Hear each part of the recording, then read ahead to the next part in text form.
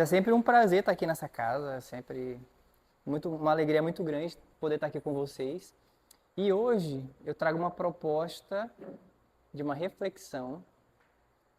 Todas as nossas reflexões, principalmente as reflexões com essa temática de evangelização, a gente se propõe sempre a pautá-las sempre nas obras básicas, decodificadas pelo Kardec, mas também muitas vezes pelas obras complementares, que eu particularmente considero como sendo um verdadeiro presente da espiritualidade a todos nós, que optamos por ter uma caminhada, uma jornada evolutiva consciente, né? Para que nós que optamos por trilharmos esse caminho de evolução com os olhos bem abertos. E a reflexão que eu trago hoje, ela vai começar no livro Entre a Terra e o Céu. É um livro da coleção do André Luiz, e é prefaciada pelo Emmanuel. E no prefácio do Emmanuel, olha o que ele nos diz. Emmanuel: em cada capítulo, encontramos a nós mesmos com nossos velhos problemas de amor e ódio, simpatia e desafeto, através da cristalização mental em certas fases do caminho. Na penumbra de nossos sonhos, imprecisos ou na sombra das paixões, que, por vezes, nos arrastam a profundos despenhadeiros. Então, a jornada do espírita, ela é uma jornada um pouquinho diferente do que estávamos acostumados em outras religiões, né? Emmanuel vai nos falar aqui sobre esses processos que no livro são citados, mas que nós nos encontramos a nós mesmos nesses processos de cristalização mental. Cristalização mental. Então, para dar contexto, né? A doutrina espírita ela abre um pouco nossos horizontes, ela amplia um pouco a nossa visão, se a gente for falar assim, e a gente começa a entender esses processos de resgate, de expiação, com uma ótica um pouco diferente. Então, a verdade é que estamos, pelo contato com a doutrina espírita, com conhecimentos privilegiados, de modo a entendermos o porquê da dor, o porquê do sofrimento, a importância do perdão, com uma facilidade um pouquinho aprimorada. Mas a verdade mesmo é que nem sempre estamos tão atentos assim. Nem sempre estamos tão preparados assim para lidar com essas situações. E são nesses momentos, esses pequenos momentos de invigilância nossa, que acontecem esses processos de cristalização mental. Então, ou seja, se na minha última vida eu fui assassinado, possivelmente a minha mente está cristalizada nisso. Trago isso muito forte. Se na minha última encarnação eu fui traído, fui enganado, possivelmente eu tenho essa cristalização. De modo que até é engraçado falar, mas o Espiritismo ele amplia um pouco os nossos problemas. Né? Se a gente achava que tinha um problema, a doutrina espírita veio explicar que é muito maior do que a gente imaginava. Então, o Emmanuel cita esse processo de cristalização como também quem faz um convite à regeneração, porque quanto maior o conhecimento, maior também nossa responsabilidade sobre essa ação. Então, entendendo esse contexto, que nos convida, então, Emmanuel, através dessa frase de cristalização mental, a entender, entendendo que a nossa responsabilização é muito maior, o conhecimento que a gente tem acesso para pôr em prática é muito maior, a gente vai entender que o processo de evangelização de um espírito que é imortal, ele vai muito além do que o simples processo de intelectualização. Conseguem perceber essa diferença? E não me entendam mal, não é que eu estou falando que isso não é importante. Né? Nós sabemos que esse processo de intelectualização, ele é crucial, ele torna o espírito mais sutil, mais sensível, mais perceptível. Né? Mas acho que ninguém tira a própria vida porque não sabe resolver um problema de integral e derivada. Ninguém chega ao ápice de tirar a própria vida, de cometer um suicídio, porque não entende muito de arte moderna. As pessoas chegam a esse extremo por problemas relacionados ao sentimento. E aí nós, enquanto pais, enquanto irmãos também, mas principalmente os pais, nós alimentamos nossos filhos, né? Até porque eu imagino que eu estou falando com pais responsáveis, né? Não com pais criminosos. Nós vestimos nossos filhos, levamos na escola. Alguns pais pesquisam por semanas, por meses, qual é a escola. Por que a gente faz isso? A gente cuida, veste, alimenta, porque a gente quer que a criança cresça, que ela seja autossuficiente, que ela tenha um trabalho digno, conquiste sua própria vida. Mas por que será que o pai não espera que quando o filho completar 18 anos, ele vai ter um problema gravíssimo com o consumo de drogas? Por que o pai não espera do filho ou da filha que ela, com 18 anos, vai separar do namorado e vai cometer suicídio? Por que é sempre uma surpresa? Por que a sociedade, por que nós, às vezes, parece que não nos importamos com as questões de sentimento? Com a questão da educação de sentimento do espírito. Então é essa reflexão que a casa espírita hoje nos convida a fazer. Não mais nesse contexto religioso, né? Porque antigamente sentávamos nos bancos da igreja para aprender normas de etiqueta social. Então a gente sentava para aprender o que eu posso vestir, o que eu não posso vestir. A saia tem que ser abaixo, acima, quantos dedos do joelho? O que eu posso falar, o que eu não posso falar. Então tínhamos essa preocupação de etiqueta social.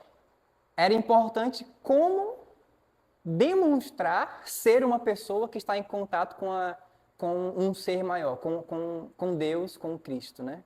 Então era uma questão de etiqueta. E hoje a nossa reflexão, a casa espírita, num contexto geral, nos convida para reflexões muito mais profundas. Então, são reflexões do tipo, como ensinar o seu filho a ser enganado e não se frustrar, não virar uma pessoa frustrada. Como ensinar o seu filho a passar por uma frustração enorme, fruto muitas vezes de uma expiação, e permanecer calmo, tranquilo, com fé em Deus. Como ensinar o seu filho a controlar os seus desejos para evitar que ele cometa algo e se comprometa a sua reencarnação inteira por algum desejo momentâneo. Então são essas as reflexões que a Casa Espírita hoje nos convida a fazer. Então, dado esse contexto inicial, esse aqui foi só a introdução, vamos de fato começar então no nosso estudo de hoje. E aí então nesse livro que eu comentei, Entre a Terra e o Céu, já no capítulo 1, chama-se Em Torno da Prece, e já é interessante porque no passado, o que era a prece? Era repetir frases bonitas, estruturadas, né? Então, o ministro Clarencio começa no capítulo 1. Todo desejo é manancial de poder. E já podemos começar a nos perguntar, será que eu estou ensinando isso para o meu filho? Meu filho de 5 anos, 6 anos, 10 anos? E o Clarencio vai falar que o seguinte, o difícil, em se tratando do ser humano, é porque a gente acha muitas vezes que o que a gente deseja é bom, mas nem sempre é. E o Clarencio vai explicar, o difícil, André, não é a gente afastar o espírito da coisa ruim. O difícil é fazer ele parar de querer essa coisa ruim, que muitas vezes desejamos como se fosse algo bom. Então não é tratar, auxiliar uma pessoa para se curar de uma depressão. Isso não é o difícil. O difícil é fazer aquele espírito entender e sentir-se não confortável, deprimido, para que isso não vire, então, uma patologia, um vício, né? E aí o Clarence continua. A planta que se eleva para o alto, convertendo a própria energia em fruto que alimenta a vida, é um ser que ansiou por multiplicar-se. O desejo. E aí o Hilário fez a pergunta, mas se a planta desejou, quem foi que atendeu ela? Quem foi que atendeu o desejo da planta? No que responde então Clarencio, a lei, como representação de nosso Pai Celestial, manifesta-se a tudo e a todos, através dos múltiplos agentes que a servem. Então há uma lei divina que rege todo o universo e que atende aos nossos desejos. Quando eu desejo, esse manancial de poder que eu exercito, eu tenho uma resposta do universo na mesma sintonia. Em nome de Deus, continua Clarence, as criaturas, tanto quanto possível, atendem às criaturas. Assim como possuímos em eletricidade os transformadores de energia para o adequado aproveitamento da força, temos igualmente, em todos os domínios do universo, os transformadores da bênção, do socorro, do esclarecimento. As correntes centrais da vida partem do Todo-Poderoso e descem a fluxo, transubstanciadas de maneira infinita, da luz suprema à treva total e vice-versa, temos o fluxo e o refluxo do sopro criador, através de seres incontáveis. Então, o que o Clarence está falando é o seguinte, nós podemos estar na fase do instinto, e não se enganem, há muitos que andam por aí com ternos e gravatas, mas que têm a sintonia mental de uma fera no zoológico.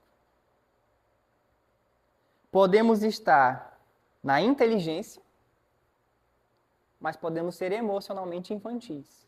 Podemos acarretar aí, acumular títulos de mestrado, doutorado.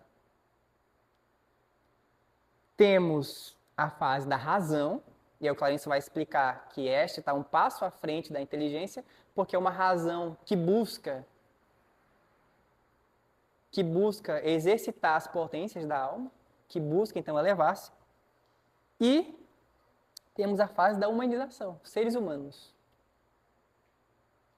E esse é o papel da evangelização. Porque após seres humanos temos a parte da angelitude, e esta não nos cabe nem sondar como funcionaria.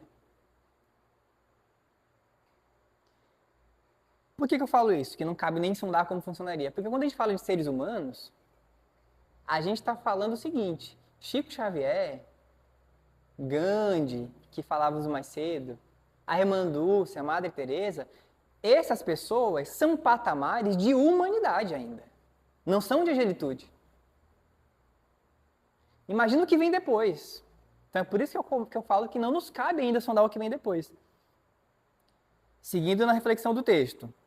Cada prece, tanto quanto cada emissão de força, se caracteriza por determinado potencial de frequência e todos estamos cercados por inteligências capazes de sintonizar com o nosso apelo, a maneira de estações receptoras. Então, somos verdadeiras antenas, emissoras e receptoras de energia. O nosso desejo, a nossa sintonia mental vai fazer sintonizar-se com espíritos afins. E a nossa companhia espiritual é uma consequência disso, é uma mera consequência disso. Então, percebem que quando a gente vai falar de evangelização, é um processo um pouco mais intricado. Não é um processo tão simples. Então, para a gente dar continuidade, deixa eu resumir o que a gente falou até agora. Então, tá lá. Deus, na sua infinita sabedoria, ele pega aquele espírito milenar, cheio de experiências, muito experienciado, algumas boas, outras não tão boas assim, e traz de volta. Só que ele traz de volta colocando ele num corpinho bonitinho, a coisa mais linda. E a gente cuida, né? O pai, a mãe fica besta olhando, aquela coisinha gostosa. Veste, leva para evangelização, né? As meninas colocam o vestidinho, prende o cabelo, os meninos colocam tênis. Aquele serzinho perfeito, né? E é bom que seja assim. É bom que seja assim. Porque se tivéssemos acesso aí às 10 últimas encarnações dos nossos filhos, quem sabe poderíamos ser tomados aí por um desânimo, né, generalizado no que diz respeito às tarefas de maternidade e paternidade. É bom que seja assim. E por que Deus faz isso, né? Quando eu fui estudar pela primeira vez a questão da reencarnação, eu tinha um conceito de que por que a gente esquece? Por que esse esquecimento? Será que seria isso uma anestesia? Então, como da forma que eu me preparo para o procedimento, tomo anestesia, não sente tanta dor, né? Mas hoje eu tenho uma visão um pouco diferente. Não é uma anestesia esse esquecimento. O esquecimento do passado, ele é o maior convite que Deus nos faz à renovação. A renovação. Porque não tem como eu renovar se eu não parar de olhar para trás. Porque isso seria o quê? Cristalização de pensamentos.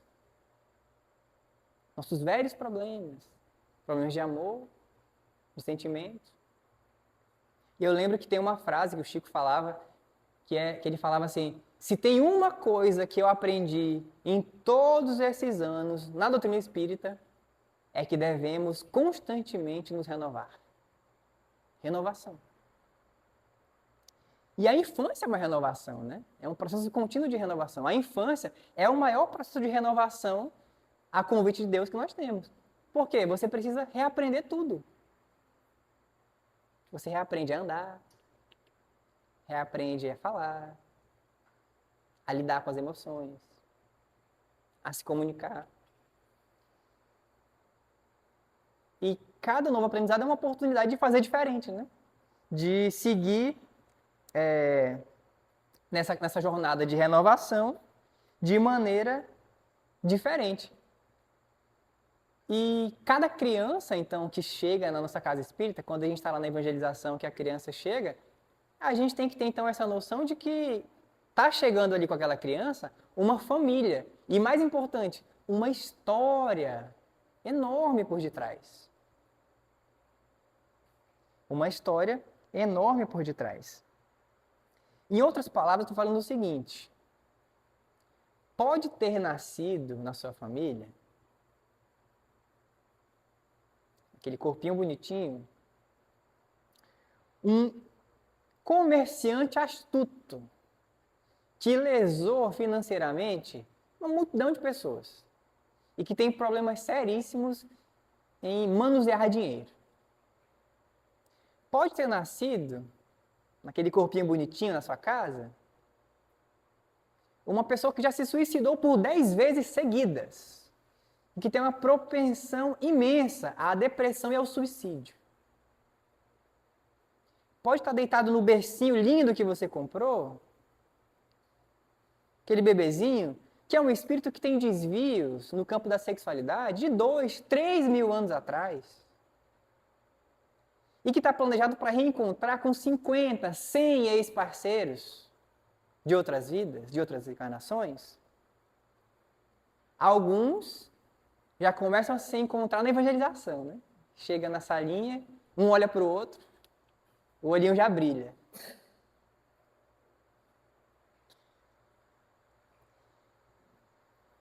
E esse convite à renovação é uma tarefa que é compartilhada entre evangelizadores e entre os pais, que a evangelização acontece mais em casa do que na casa espírita. Eu fico imaginando o seguinte: se eu desencarnasse hoje, né, façamos esse exercício, se eu desencarnasse hoje e tivesse a oportunidade de planejar uma próxima encarnação para daqui a 5 anos, eu gostaria de ter uma conversa muito séria com meus pais.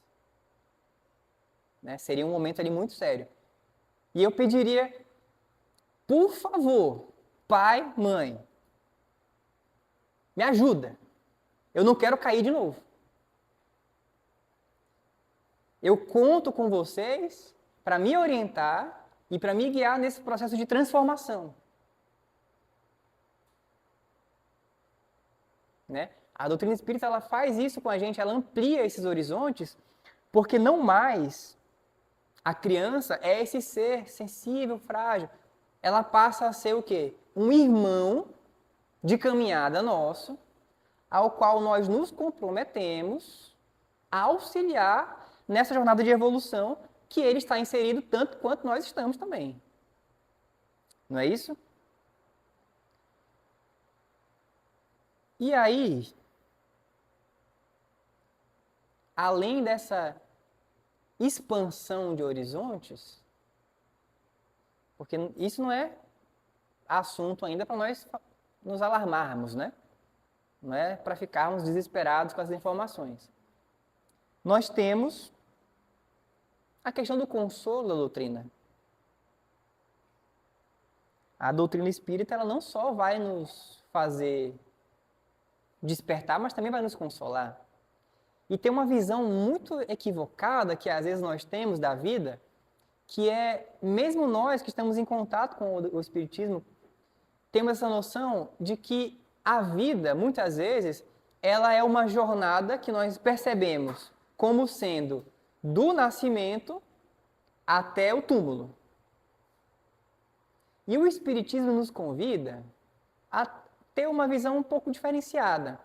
Não mais sendo essa jornada do berço ao túmulo, mas pensando o seguinte: eu estou aqui, né, falando com vocês na palestra, dando trabalho para muita gente.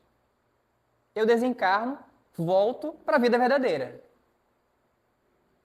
E aí eu vejo as pessoas indo e voltando das suas vidas, né, na encarnação. E aí eu vejo, meu amigo foi, a minha amiga foi depois, só que ela voltou antes. Porque a reencarnação é isso, essa viagem, né? Podem procurar no bolso que está o bilhetinho da viagem aí. Não se preocupem porque a volta fica apagada, né? Mas volta. Eu não sei nem se eu poderia estar falando isso aqui, mas volta, todo mundo volta. Todo mundo vai desencarnar. Mas não se trata de quando. Alguns vão antes, alguns vão depois. Se trata de como a gente volta. Porque quando não é importante. Já passam 10, 15, 30 anos, não já passaram 30 anos, a gente nem viu passando. Mais 30. Vão passar assim também, a gente não vai perceber. A questão é, como que eu vou voltar? Ou melhor, como que o espírito que foi confiado a mim vai voltar? Será que mais moralizado?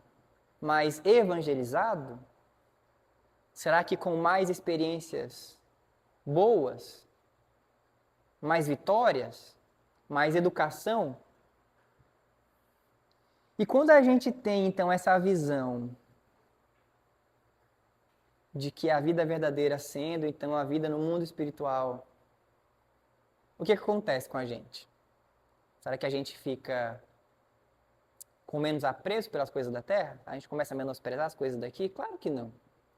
Até porque isso seria uma ingratidão enorme. Nós sabemos que tudo que está aqui na Terra é para ser cuidado, porque todas as coisas são recursos da espiritualidade de Deus para o nosso melhoramento, né? Para o nosso burilamento, para a nossa evolução, para o nosso aprimoramento. Mas precisamos entender que tudo que tem na Terra, a Terra, o planeta inteiro, não representa mais do que uma poeira cósmica diante do que é, de fato, do que são as riquezas do universo. Então, né, muitas vezes a gente faz muita coisa, briga, compra brigas, perde a sono, perde a paciência, desperdiça a vida para comprarmos um apartamento que tem uma vista bonita, né? Uma vista aqui para o Rio Branco, uma vista para a Torre Eiffel, para os Alpes suíços. Mas nesse momento, tem espíritos superiores que a vista da casa deles é uma nebulosa, é uma constelação, é uma galáxia inteira.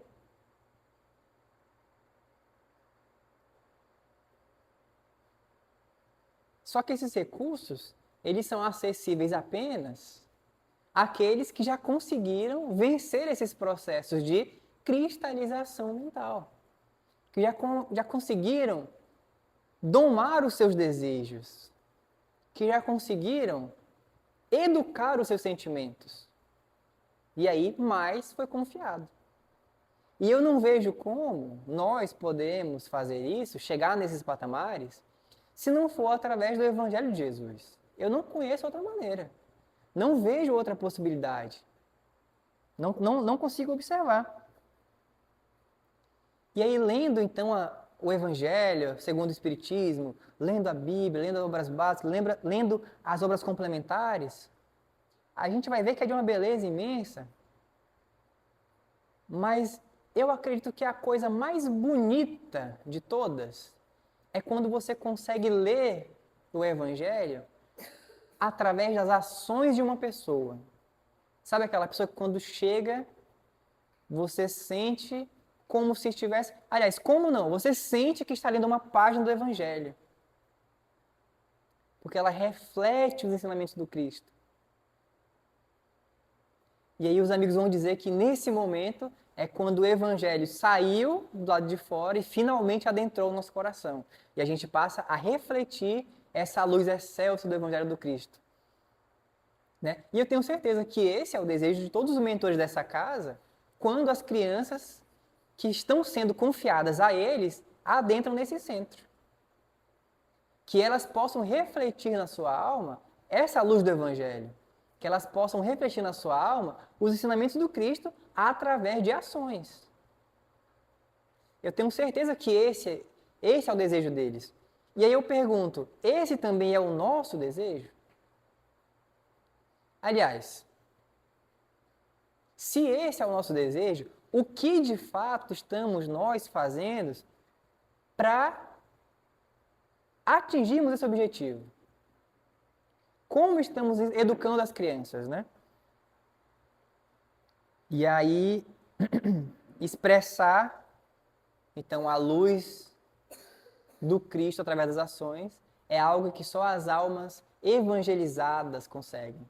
E aí percebam que eu disse evangelizadas, né? Não necessariamente cristianizadas, porque eu posso muito bem ser um budista evangelizado, eu posso ser um muçulmano, um hinduísta.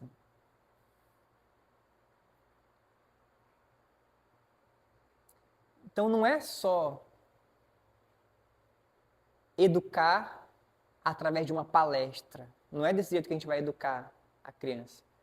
O processo de evangelização, de educação do ser que é confiado a nós, ele é um processo muito mais complicado.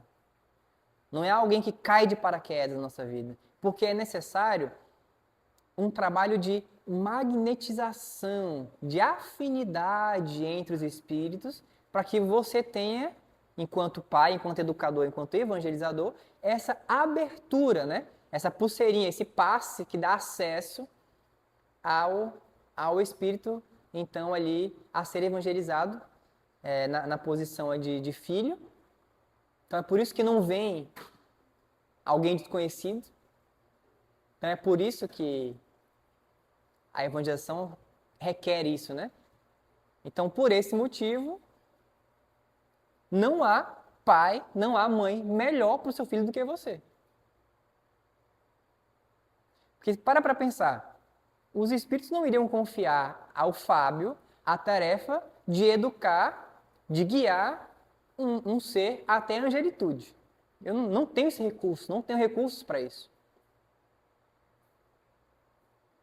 Então, se esses espíritos nos chegam, é porque eles são necessitados das lições que nós já temos capacidade de transmitir. Então, por esse motivo, o melhor que a gente possa fazer em relação à educação das crianças é o que é necessário. Então, somos, nesse sentido, os melhores pais, as melhores mães que os nossos filhos poderiam ter, né? É um processo longo, é um processo de aprendizado.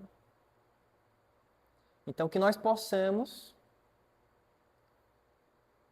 refletir essa luz, fomentar essa reflexão entre as crianças, entre jovens, porque Deus é esse sol infinito que brilha em todo o universo. Mas nós podemos refletir um pedacinho, né? Por mais acanhado que seja esse feixe de luz, temos capacidade de refletir um pouquinho de luz. E luz é luz, não é mesmo? Por mais que seja a luz de uma vela, se estiver no local correto, ilumina. Luz é luz. Então era isso que eu tinha para falar para vocês hoje.